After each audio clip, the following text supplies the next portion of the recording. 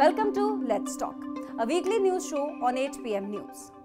आज हमारे गेस्ट वो हैं जो ये कहते हैं कि दिल्ली में आपदा आई हुई है और हमें इस आपदा से दिल्ली वासियों को बचाना है। मैं बात कर रही हूँ बीजेपी के national spokesperson Shehzad Poonawalla की, जो इस वक्त मेरे साथ हैं। तो चलिए स्वागत करते हैं।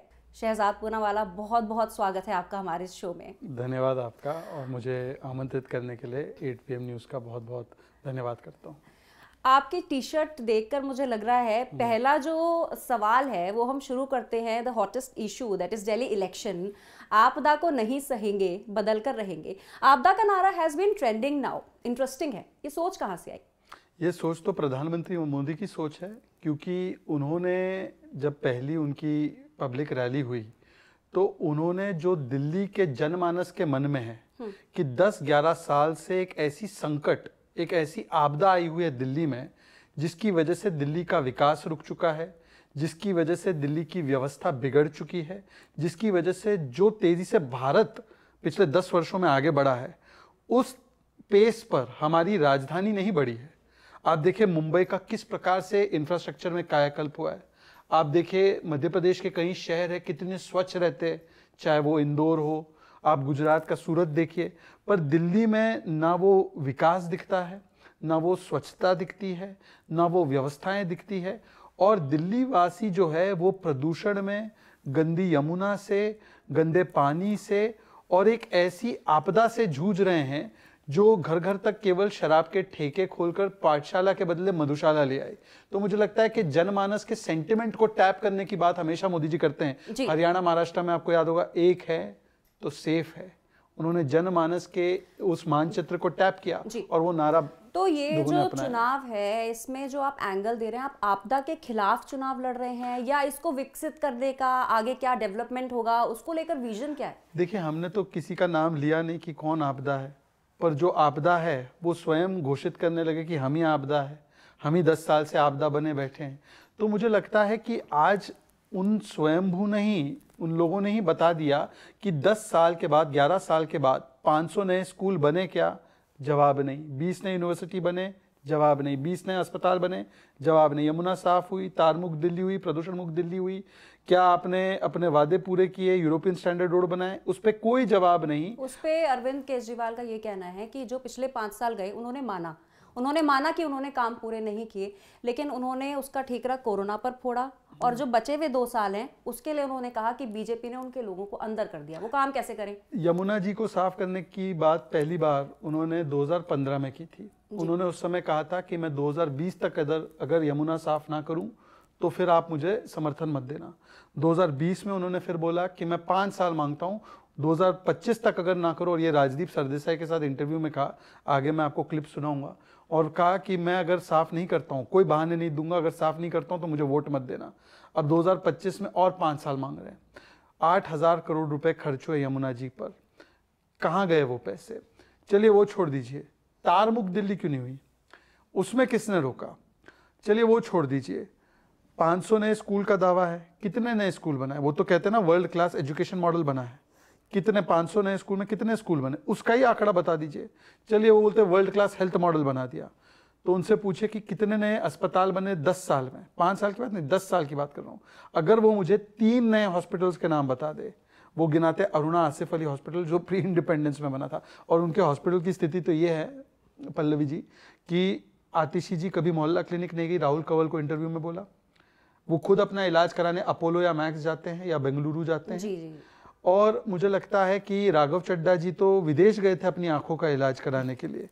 तो मुझे लगता है कि वो खुद ही गवाही दे रहे कि उनका जो भी वादा था वो पूरा नहीं हुआ। अगर वादा पूरा हुआ होता तो आज रिपोर्ट कार्ड देते, विक्टिमहुड कार्ड नहीं खेलते। जिन चीजों की बात कर रहे हैं, मैं यहाँ ये भी बताना चाहूंगी कि शहजाद पूनावाला ग्राउंड पर जाकर देख रहे हैं और जो कुछ आम आदमी पार्टी क्लेम कर रही है अपनी सरकार के समय में उन्होंने काम किया, उसका आप मुआयना कर रहे हैं। हाँ, इसके साथ मैं एक बाइनोकुलर लेकर भी घूम रहा हूँ जी। तो द्वारका से देख रहा हूँ कि कहाँ है ये सारी चीजें जो आम आदमी पार्टी पेपर पे क्लेम करती है। तो ऐसे जाता हूँ, जनता मुझे दिखाती है। अभी आप शायद मेरे कोई वीडियोस आप जला भी रहे होंगे या चलाएंगे, तो अभी मैं गया था द्वारका। कल ही हम ये रिकॉर्ड कर रहे हैं, उससे एक दिन पहले अरविंद केजरीवाल द्वारका में रैली करके आए। द्वारका के विधायक है विनय मिश्रा। विनय मिश्रा दिल्ली जल बोर्ड के वाइस चेयरमैन हैं। उन्हीं के इलाके में ब्लैक वाटर, काला पानी की सजा है। वहाँ पे लोगों को साफ पानी नहीं आता। लोगों को 24 घंटे पानी तो दूर की बात है, जो पानी आता भी 1-2 घंटे वो बदबूदार सूरज का पानी आता है। लोगों के घर में झुग्गियों में सूरज का पानी घुटने घुटने तक भर जाता है रोज।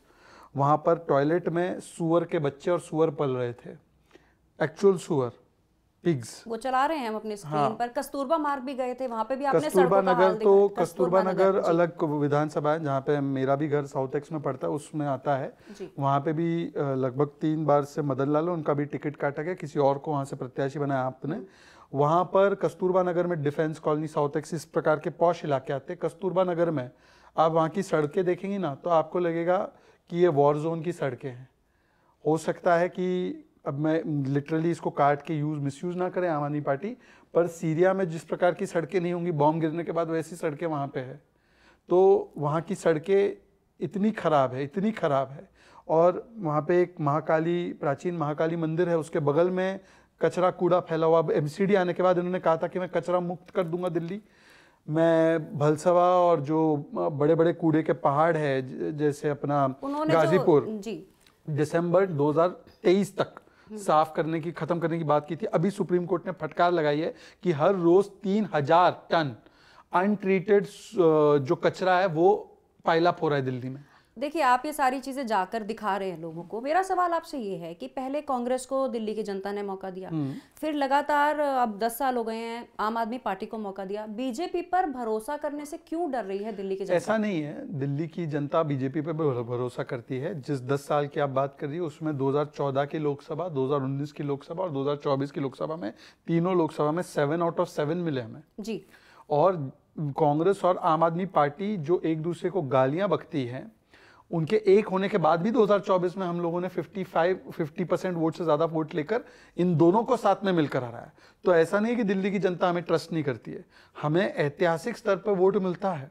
पर हाँ, कांग्रेस, वो बोलते हैं ना कि कांग्रेस कुर्बान हो गई आम आदमी पार्टी के लिए, कांग्रेस जीरो हो गई है। आम आदमी की पार्टी कहती है बीजेपी और कांग्रेस दिल्ली में मिले हुए हैं, कांग्रेस कहती है बीजेपी और आम आदमी पार्टी मिली हुई है। डायनामिक्स क्या है? एक बात दोनों मानते हैं कि हम ए टीम है, और कभी वो आम आदमी पार्टी बोलती है कांग्रेस हमारी बी टीम, कभी कांग्रेस बोलती है आप हमारी बी टीम। ए टीम तो हम ही है। दूसरी बात यह है कि कांग्रेस और आप के बीच में, मैं उनको हमेशा बोलता हूँ, ये सिचुएशनशिप है। आजकल सिचुएशनशिप पता है जेनजी के लिंगो में है। आप और मैं तो मिलेनियल्स है तो हम नहीं जानेंगे इस शब्द को, हम लोग तो रिलेशनशिप जानते हैं, और हमारे से पहले की जनरेशन तो जन्मों जन्मों का रिश्ता मानती है, तो हम तो उस प्रकार से है ना। पर इनका सिचुएशनशिप है, ये इनको कब मर्जी होती है तो ये सिचुएशनशिप में फ्रेंडशिप विद बेनिफिट करते हैं। देखिए, ये तो हर पार्टी करती है। अगर आप अलग अलग नहीं, ऐसा नहीं है, बिल्कुल नहीं है। मैं आपको बताता हूँ। अब जैसे दिल्ली में आम आदमी पार्टी और कांग्रेस लोकसभा में एक थे, पंजाब में अलग अलग थे, और चंडीगढ़ में इनका कॉम्प्लिकेटेड था। तो ये बहुत लेंदी हो जाएगा। नहीं, लेंदी का सवाल नहीं, आप पूरी बात तो सुनिए। मैं ये कह रहा हूँ कि कल तक जो हम साथ साथ है थे, वो आज हम आपके है कौन हो गए। 2 महीने बाद हारने के बाद ये फिर से एक हो जाएंगे। तो राहुल गांधी चुनाव में निकल रहे हैं क्या? राहुल गांधी ने लगातार 2 या 3 रैली कैंसिल की, क्योंकि उनके अंदर दम नहीं है कि वो केजरीवाल पे एक शब्द बोले। क्यों नहीं बोल पा रहे, क्यों नहीं निकल पा रहे? इसलिए नहीं निकल पा रहे क्योंकि 2 महीने बाद फिर से सिचुएशनशिप में आना है। अभी तो टेम्पररी तलाक हुआ है, अभी कल फिर से निकाह कर लेंगे। अब मैनिफेस्टो आया, सबने दावे करे हम ये बांटेंगे, आपकी पार्टी ने भी अच्छे बड़े बड़े दावे करे हैं, हम इतना कुछ देंगे, हम दावे नहीं करते, हम संकल्प देते हैं और संकल्प को सिद्धि तक ले जाते हैं। भाजपा दावे नहीं करती, हम अपना घोषणा पत्र नहीं कहते। अरविंद केजरीवाल कह रहे हैं आप रेवड़ियां बांट रहे हैं। मैं बताता हूँ, घोषणा पत्र हम इसको नहीं कहते, हम संकल्प पत्र कहते हैं। इसको इसलिए संकल्प पत्र कहते हैं क्योंकि जो भी हम संकल्प लेते हैं हम उसको पूरा करते, सिद्धि तक पहुंचाते हैं। उदाहरण के तौर पर महाराष्ट्र में हमने महिला सम्मान की बात की, हमने किया जो हमने कहा जी। मध्य प्रदेश में तो 2005 से गत हम करते आ रहे हैं। इन्होंने पंजाब में 1000 रुपए प्रति महिला देने का वादा किया था, दिया क्या? केजरीवाल 5 नाम बता दे 5 महिलाओं के जी, जिनको दिया हो। नशा मुक्त करने का वादा किया था पंजाब में, वहां पर तो एलजी नहीं है ना, वहां पर तो भाजपा नहीं है ना।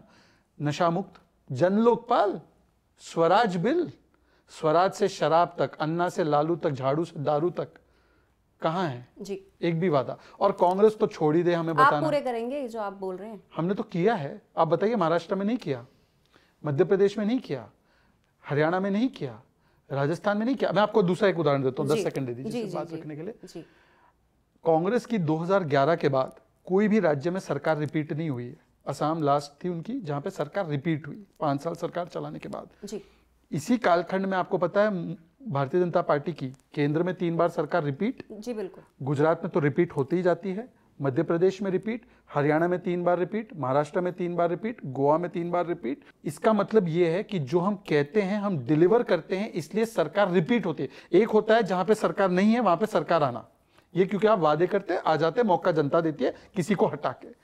सरकार रिपीट करवाने का मतलब यह है कि आप परफॉर्मेंस करते हैं, बार बार रिपीट करने का मतलब। अब कांग्रेस अपनी कोई सरकार रिपीट कर पा रही है?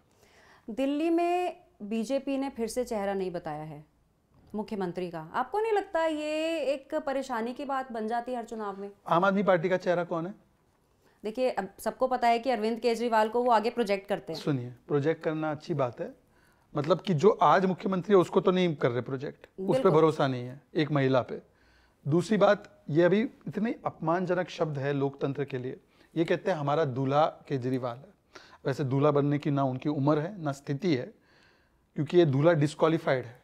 सुप्रीम कोर्ट ने दूल्हे पर डिस्क्वालिफिकेशन लगा रखी है, ना वो दूल्हा मंडप में जा सकता है अर्थात मुख्यमंत्री के दफ्तर में, ना सेक्रेटेरिएट जा सकता है। दूसरी बात, तो मालूम होगा कौन हो सकता है बीजेपी से। दूसरी पूरी तो होने दीजिए मेरी बात, जी, कंप्लीट करने जी, दीजिए। जी, जी। दूसरी बात, ये जब वो कहते हैं दूल्हा शब्द, तो ये एक पेट्रियार्कल शब्द है।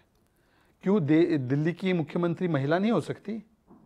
मुझे दुख है कि मीडिया के इतने सारे लोग, उनके वैसे विज्ञापन चलते तो मीडिया उनका चलाता है और उनको बिना सवाल कुछ भी बोलते रहता है, पर मीडिया ने एक भी बार उनसे ये नहीं पूछा कि आप कह रहे दिल्ली का दूल्हा कौन, दिल्ली का दूल्हा कौन, दिल्ली का दूल्हा हम बनेंगे।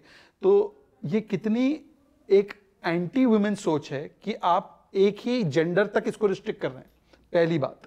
दूसरी बात, भारतीय जनता पार्टी की जहां सरकारें नहीं होती है, आमूमन हम ये तय करते हैं कि हम सभी सामूहिक नेतृत्व में कमल के चिन्ह के तहत हम चुनाव लड़ेंगे और विधायक चुन के आने के बाद हम इसको तय करेंगे कि कौन मुख्यमंत्री होगा। ये संवैधानिक प्रक्रिया है और हम ये भी एक कॉन्फिडेंस से बहुत खुश है इनके कि ये मानते कि हमारी सरकार बन रही है, इसलिए हमें चेहरा पूछ रहे बार बार, पर हम चेहरा चुनाव के बाद ही बताएंगे। और जहां पर भी हमारी सरकार नहीं है वहां पे हमने यही फॉर्मेट अपनाया। पंजाब में इन्होंने 2022 में कौन चेहरा घोषित किया था? अगर यही इनको लगता है तरीका है चेहरा पहले घोषित करने का, पंजाब में भगवंत मान को घोषित नहीं किया था। जी बिल्कुल नहीं किया था। मैं कह रही हूँ, आपको लगता है इसका कोई नुकसान नहीं है अगर नहीं बताएंगे आप तो? ओडिशा में हम कैसे जीत के आए फिर बिना चेहरे के? लेकिन देखिए, लोगों के जहन में रहता है, आप चाहे अगर आप उत्तर प्रदेश की बात करें, लोगों को पता है योगी आदित्यनाथ हो सकते हैं, महाराष्ट्र में फडणवीस या शिंदे हो सकते हैं। जी, योगी आदित्यनाथ जी को 2017 में घोषित नहीं किया था, 2022 में उनकी 5 साल सरकार चली थी जी। जब सरकार किसी ने चलाई है वो तो नेचुरली हमारा चेहरा है, पर यहां पर आतिशी सरकार चला रही है वो उनका चेहरा नहीं है। क्योंकि देखिए, वो कहते हैं ना, कांग्रेस के संक्रमण में रहते रहते कांग्रेस की बीमारियां ले बैठे। मनमोहन सिंह जी वैसे प्रधानमंत्री पद पे थे पर सत्ता किसी और के हाथ में थी, आतिशी पद पर है पर जो पद पे नहीं है वो सत्ता चला रहा है पीछे से। आपको शहजाद पूनावाला जी क्या लगता है कि आपकी टक्कर कांग्रेस से ज्यादा है या आम आदमी पार्टी से ज्यादा है? दोनों वेरिएंट एक ही बीमारी, मतलब देखिए मैं लिटरली नहीं कह रहा हूं, पर मैं कह रहा हूं कि जैसे कोविड है, कोविड के अलग अलग स्ट्रेन्स होते हैं, तो जो एंटीडोट होता है वो कोविड पे ही काम करता है, मेन वायरस पे। तो हम एंटीडोट इस मेन वायरस क्या है? तुष्टीकरण की राजनीति, भ्रष्टाचार की राजनीति, वादे देकर भूल जाने की राजनीति। एक छोटे मियाँ एक बड़े मियाँ है, दोनों कार्बन कॉपी है, दोनों भाई है, दोनों हाथ में हाथ मिलाकर एक ही है। तो हम दोनों इस मानसिकता के खिलाफ हमारी लड़ाई। You were with Congress for 15 years, ठीक है, ऐसा क्या शिफ्ट आया आपके दिमाग में कि आप बीजेपी की तरफ आए? नहीं, मेरे दिमाग में कोई शिफ्ट नहीं है। कांग्रेस पार्टी जो है वो एक पार्टी नहीं है, वो एक पारिवारिक कंपनी है, प्राइवेट लिमिटेड कंपनी है। जैसे कि अब वायनाड में सीट खाली हुई तो किसको मिली वो सीट? प्रियंका वाड्रा को जी। क्यों? और कोई कार्यकर्ता? ये तो जितनी आबादी उतना हक, ये सब बोलते हैं ना, तो वहां की कौन सी आबादी है? वहां की आबादी से किसी को हक दे देते ना, अपने कार्यकर्ता को। तो ये प्राइवेट लिमिटेड कंपनी है और प्राइवेट लिमिटेड कंपनी कभी भी नेशन फर्स्ट पर नहीं चल सकती, ये पार्टी फर्स्ट पर भी नहीं चलते, ये केवल परिवार फर्स्ट पर चलते हैं। इसीलिए अभी कांग्रेस ने अपना जो दिल्ली का एक एंथम निकाला है, सॉन्ग निकाला है, कैंपेन सॉन्ग, उसमें खड़गे जी को नहीं रखा है, जी, एक भी राहुल झलकी गांधी नहीं है। बताइए, दिखाया राष्ट्रीय जा अध्यक्ष ही रहा नहीं है। है, राष्ट्रीय अध्यक्ष की भी पूछ नहीं है, जबकि वो एससी समाज से आते हैं। तो कांग्रेस में फैमिली फर्स्ट की राजनीति है, डायनेस्टी फर्स्ट, करप्शन फर्स्ट, जिस प्रकार का करप्शन हर जगह करती है कांग्रेस, और जहां पर तुष्टीकरण फर्स्ट, नेशन फर्स्ट नहीं। तो ये राजनीति के मैं सख्त खिलाफ, कांग्रेस में रहते हुए भी मैं बात रखता था जी। इसीलिए मुझे साइडलाइन किया जाता था, और जब मैंने बात रखी उनको पसंद नहीं आई तो उन्होंने मुझे फेंक दिया बात। तो 15 साल काफी लंबा समय था, लेकिन अगर जो जर्नी आप आपकी बीजेपी में देख रहे हैं, रादर फिनोमिनल, और आज आप एक लीडरशिप पोजीशन होल्ड करते हैं, नेशनल स्पोक्स पर्सन है, आगे आपको लगता है कि आप कहीं से किसी सीट से चुनाव भी लड़ सकते हैं? देखिए, ऐसा है कि राजनीति का मतलब चुनाव लड़ना नहीं होता। राजनीति का मतलब होता है समाज के बीच में जाकर निरंतर काम करना, समाज की भलाई के लिए, देश की भलाई के लिए काम करना। मेरे पास कोई पद हो, मेरे पास कोई टिकट हो, मैं Lok Sabha, Rajya Sabha, MLA, MP, MLC, corporator बनूं, तभी मैं काम करूं जनता के लिए। मैं राष्ट्रीय प्रवक्ता बनूं, तभी मैं जनता के बीच जाऊं। राष्ट्रीय प्रवक्ता बनाया भारतीय जनता पार्टी में, उनका आभार। पर ना भी रहूं तो एक कार्यकर्ता के रूप में और एक सामाजिक मैं कह सकता हूं व्यक्ति होने के रूप में सार्वजनिक जीवन में क्या योगदान दे सकता हूं, ये हमारे मन में सबसे बड़ा थॉट होना चाहिए। तो पद आए जाए, पद रहे ना रहे, हम समाज के लिए और देश के लिए क्या कर सकते हैं, ये भावना रहनी चाहिए। क्या होता है कि हम राजनीति में आते हैं और पद के पीछे लग जाते हैं। पद के पीछे नहीं, कद के पीछे लगो। कद अपना ऊंचा करो। कद ऊंचा होगा तो जनता के बीच में आप योगदान दे सकेंगे। और कद कैसे ऊंचा होता है? कद ऐसे ऊंचा होता है कि जब आप सतत काम करें। तो मैं उसमें विश्वास रखता हूँ। अब पद रहे ना रहे उससे कोई मतलब नहीं, और मैं इस होड़ में नहीं हूँ कि मुझे एमपी एमएलए ये बनना है। पार्टी जो दायित्व दे ना दे उससे कोई फर्क नहीं पड़ता। मैं थोड़ा सा आपकी जर्नी, क्योंकि व्यूअर्स आपको नेशनल टेलीविजन पे अक्सर देखते हैं, डिबेट्स में देखते हैं, एक दूसरे से भिड़ते हुए देखते हैं। आप बीजेपी की तरफ से जोर शोर से नहीं, मेरे से आप नहीं भिड़ रहे, लेकिन जोर शोर से अपनी बात रखते हैं। कभी कभी कंट्रोवर्सीज भी हो जाती है।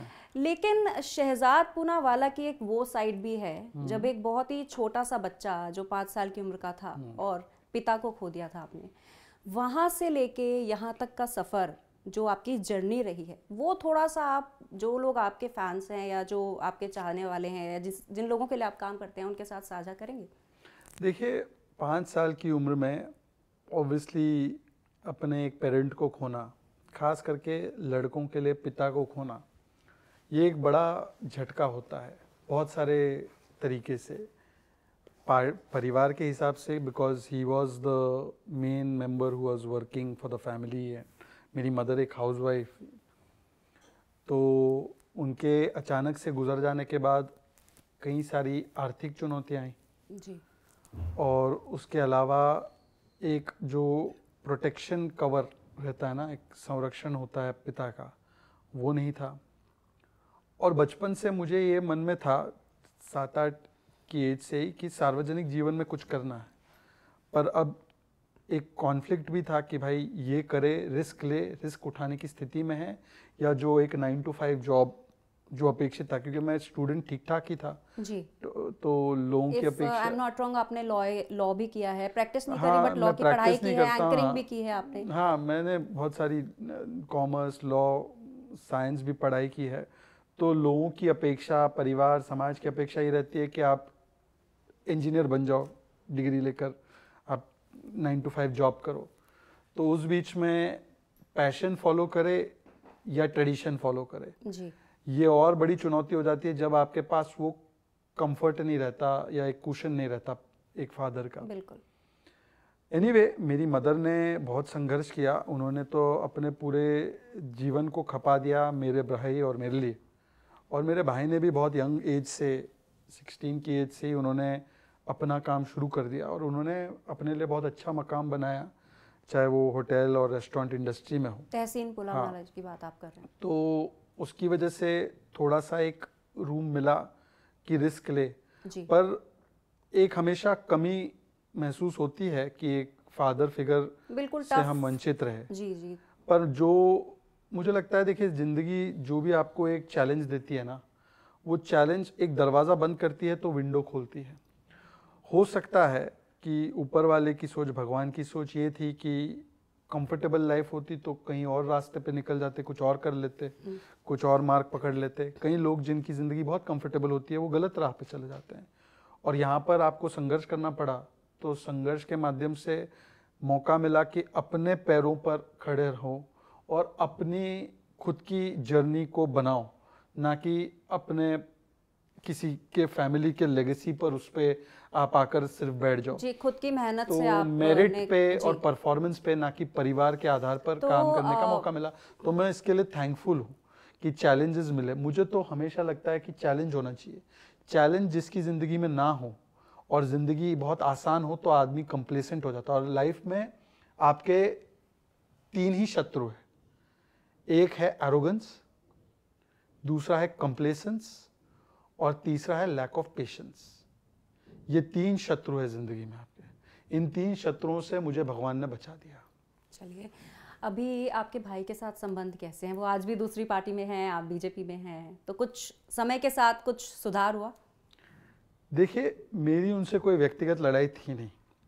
व्यक्तिगत लड़ाई तब तब्दील हुई जब राजनीतिक विषयों पर या सिद्धांतों के विषयों पर हम लोगों में व्यक्तिगत दूरियां हो गई। जी। पर मैं इसमें ये समझता हूँ कि इंसान के तौर पर वो बहुत अच्छे व्यक्ति हैं। अब उनको और उनकी जो वाइफ मेरी भाभी है मोनिका, उनको एक बेबी बॉय भी डिलीवर हुआ है, जुर्वान। वो मेरा भतीजा है।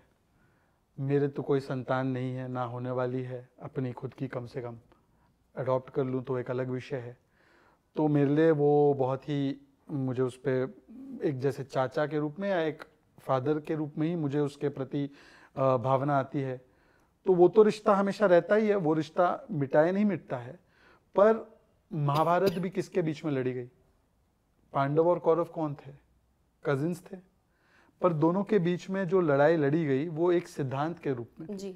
और जब तक वो सिद्धांतिक हमारी डिफरेंस है तब तक वो लड़ाई हम एक दूसरे के खिलाफ लड़ते रहेंगे। महाभारत में एक प्रसंग ये भी है कि मैं एग्जैक्ट कोट नहीं कर पा रहा हूँ, पर मैं उसका भाव बता देता हूँ कि हम जैसे पांडव और कौरव एक दूसरे के खिलाफ लड़ते हैं तब 100 बनाम 5 होते हैं, पर जब भारी ताकत के खिलाफ लड़ते हैं तो 105 हो जाते हैं।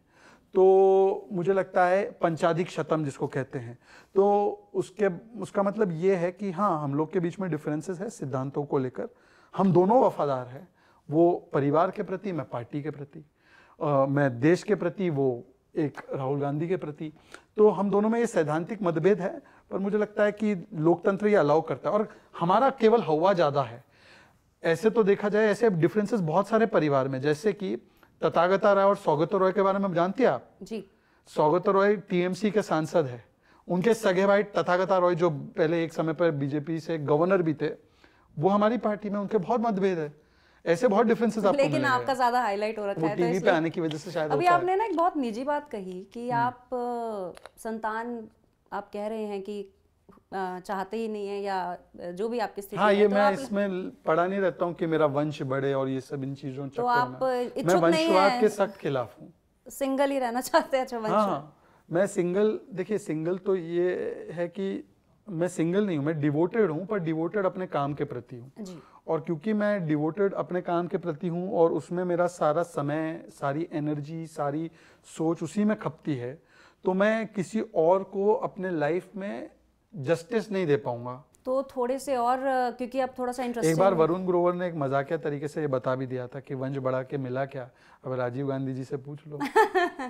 तो मैं सोचता हूँ कि, और देखिए इतने सारे हमारे बच्चे हैं जिनको सपोर्ट और आश्रय की ज़रूरत है। क्या ज़रूरी है कि मेरे डीएनए वाला ही हो या मेरे ही जीन से पैदा हो तो वही उसी के ऊपर हम प्रेम कर सकते हैं? आप पूरी ताकत, अपनी पूरी एनर्जी आप सिर्फ अपने काम के प्रति झोंकना चाहते हैं? अगर किसी के प्रति झोंकना भी है, बच्चे के प्रति, तो ज़रूरी नहीं कि वो बच्चा मैंने ही मतलब पैदा किया हो या मेरी ही संतान हो। मुझे लगता है सभी के बच्चे, हमको समाज के रूप में देखना चाहिए कि जो भी बच्चे नीड है वो सब हमारे बच्चे हैं, देश के बच्चे हैं। अभी जितने भी आपने समय गुजारा है पॉलिटिक्स में, जितनी भी परेशानियां आपने जो देखी या जो टफ टाइम आपने देखा होगा, आप कोई ऐसा लेसन शेयर करना चाहते हैं जिससे आपने कुछ सीखा हो? लेसन तो यही है। और वो लेसन देखिए, एक्चुअली मैं एक चीज़ बताऊंगा कि अगर आपको राजनीति हो या अपने ऑफिस हो या मीडिया हो या जिंदगी में जनरली, महाभारत और रामायण दोनों पढ़ो। रामायण में आपको राम जी का जो पात्र है, जो कैरेक्टर है, उससे आपको प्रेरणा मिलेगी मर्यादा पुरुषोत्तम बनने की। और महाभारत में कृष्ण जी का जो पात्र है या कृष्ण जी का जो आपको लेसन है, उससे आपको मिलेगी प्रेरणा लीला पुरुषोत्तम बनने की। कृष्ण जी मर्यादा पुरुषोत्तम नहीं है। कृष्णा जी ने देखिए धर्म की स्थापना के लिए जो भी करना था किया, और राम जी ने हमेशा सबसे उच्च कोटि के सिद्धांत और वैल्यू सिस्टम को फॉलो किया और कभी भेदभाव नहीं किया, जनता हो या परिवार हो। तो उनसे आप मर्यादा पुरुषोत्तम बनना सीखिए। और कृष्ण जी से आप जो जिस प्रकार से अगर आपको कभी कोई डिसीजंस प्रैग्मेटिक लेने, वो लेना सीखिए। ये आप जो बातें कर रहे हैं, जो नॉलेज आप रखते हैं महाभारत और रामायण के बारे में, दिवाली पर आपने अपने घर में राम दरबार भी सजाया, पूजा भी की, धार्मिक तौर पर आप मुस्लिम हैं, तो ये बीजेपी में धार्मिक तौर पर नहीं, पंथ मेरा इस्लाम है। धर्म और पंथ में अंतर कीजिए।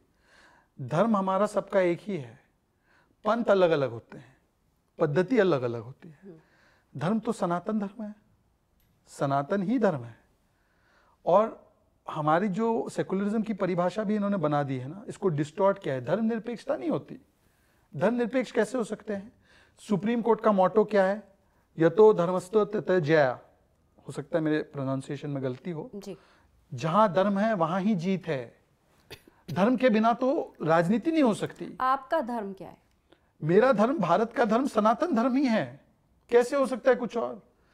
इस्लाम पूजा पद्धति है, कल्चर हमारा एक ही है, धर्म हमारा एक ही है, हम सब हिंदू ही है, भारतीय ही बहुत है। बड़ी स्टेटमेंट दे रहे हैं। नहीं, हिंदू, सुप्रीम कोर्ट ने हिंदू की परिभाषा क्या बताई है? वे ऑफ लाइफ है। इस देश का नाम क्या है? हिंदुस्तान, इंडिया। तो हिंदुस्तान क्यों बोलते हैं? हिंदुस्तान है तो आप क्या है? हिंदुस्तानी। तो ये स्थान हिंदुओं का है, हम हिंदू हैं। हम लोग को जब अरब के लोग यही बोलते हैं कि हिंदी है, ये हिंदी लोग है, हम हिंदू हैं, तो इसमें क्या स्वीकारने में क्या गलती है? दिक्कत है। इंडोनेशिया के लोग रामलीला नहीं मनाते, उनका पंथ क्या है? वो इस्लाम पंथ में यकीन रखते हैं, पर वो रामलीला मनाते हैं। गरुड़ एयरलाइंस है, नोट पे गणेश जी है, या थे अब तक।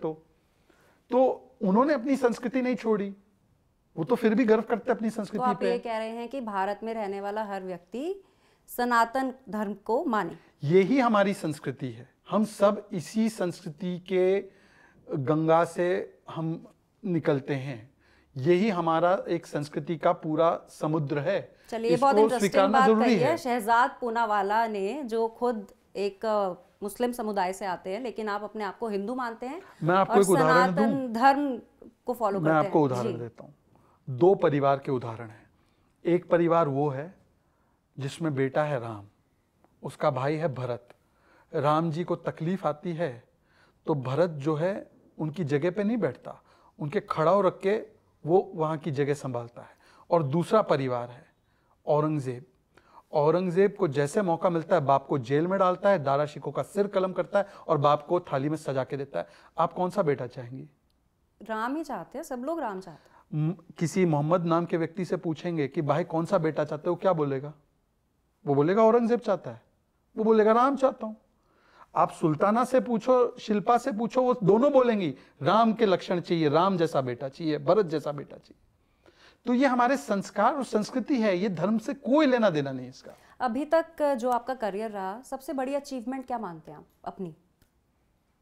मेरी सबसे बड़ी अचीवमेंट ये है कि मैं प्रत्येक दिन किसी ना किसी तरीके से भारत के लिए कोई ना कोई बात रख सकता हूं। और जैसे प्रभु श्री राम जब राम सेतु बना रहे थे, वैसे गिलहरी एक योगदान देती है ना छोटे छोटे तिनके उठाते हुए, वैसे मैं वो गिलहरी की तरह हूं। और मोदी जी जो देश के लिए राष्ट्र निर्माण का काम कर रहे हैं, उसमें मैं गिलहरी भर का जैसे योगदान दे रही है वैसे गिलहरी की तरह देता हूं। ये मेरा सबसे बड़ा अचीवमेंट है कि मैं मोदी जी की तुलना प्रभु श्री राम से नहीं कर रहा हूँ, वो भी काट सकते हैं वीडियो, पर जैसे देश का निर्माण करने में मोदी जी लगे हुए हैं, इस राष्ट्र कार्य में मैं गिलहरी की तरह हर रोज एक योगदान दे सकता हूँ अपने तरीके से, वो मेरे लिए सबसे गर्व की बात है। Your biggest motivation in life? अब थोड़ा जल्दी जल्दी वाले सवाल पूछते हैं, रैपिड फायर। मेरी मदर। सिंगल और मैरिड में आपने बता ही दिया, आप सिंगल हैं और सिंगल ही रहना चाहते भी हैं। कमिटेड टू वर्क बोलिए ना आप। सैटेलाइट टीवी और ओटीटी? Satellite TV. टी और कॉफी? कॉफी। मूवीज पसंद करते हैं या सीरीज देखना पसंद करते हैं? दोनों नहीं, पर अगर चॉइस होगा तो movie. Any favourite movie? Schindler's list और कभी हाँ कभी ना। काफी स्पेसिफिक है। म्यूजिक किस तरह का सुनना पसंद करते हैं? म्यूजिक उस तरीके का जिसके लिरिक्स अच्छे हो, और मुझे भजन सुनना बहुत पसंद है, और मैं कृष्ण जी के भजन सुनते रहता हूँ, राम जी के भजन। जुबिन नौटियाल ने एक बहुत अच्छा, उन्होंने वो मनोज मुंतशिर का लिखा हुआ मेरे घर राम आए हैं, वो मेरा प्राण प्रतिष्ठा के समय तो इतनी बार सुन लिया था। आप अभी थोड़ा यंग भी हैं, फिटनेस में भी हैं, एलोक्वेंट भी हैं, कभी ये सब आपके मन का भ्रम है। नहीं, हाँ। नेता से अभिनेता बनने की तरफ आपने सोचा कभी? आपके साथी कुछ पॉलिटिशियंस हैं जिन्होंने ये कदम उठाया? मैं इतना क्रिएटिव नहीं हूँ। अभिनेता जो होते, जो अभिनय करते हैं, वो बहुत क्रिएटिव लोग होते हैं। आर्टिस्ट का मैं बहुत सम्मान करता हूँ, कलाकारों का। तो उनमें तो एक अद्भुत, चाहे म्यूजिशियन हो, एक्टर्स हो, पेंटर्स हो, आर्टिस्ट हो, ये तो मैं तो, मुझे तो इनमें सरस्वती और हमारे भगवान के दर्शन होते हैं, तो मैं तो उस लेवल पे हूँ नहीं, तो मैं नेतागिरी में ठीक हूँ। शहजाद पूनावाला जी, आखिरी सवाल जाते जाते, आप किसको सीएम के तौर पर दिल्ली में देखना चाहते हैं बीजेपी की तरफ से? सीएम के तौर पर मैं सीएम को देखना चाहता हूँ, कॉमन मैन। अभी आप नहीं बताना चाहेंगे? अंदर तो पता होगा कहीं ना कहीं कि कौन चेहरा हो सकता है। मैं आपसे कह रहा हूँ कि हम चाहते हैं कि इस बार जो सत्ता है वो कॉन मैन नहीं, कॉमन मैन के पास। ये कॉन मैन बैठा था अभी तक, हम कॉमन मैन को बनाएंगे। चलिए, बहुत बहुत शुक्रिया शहजाद पूनावाला जी, आपसे बात करके बहुत ही अच्छा लगा। Thank you. तो ये थे शहजाद पूनावाला, जिन्होंने आज उन पहलुओं को भी टच किया, छुआ, जो शायद आप लोग नहीं जानते। नमस्कार।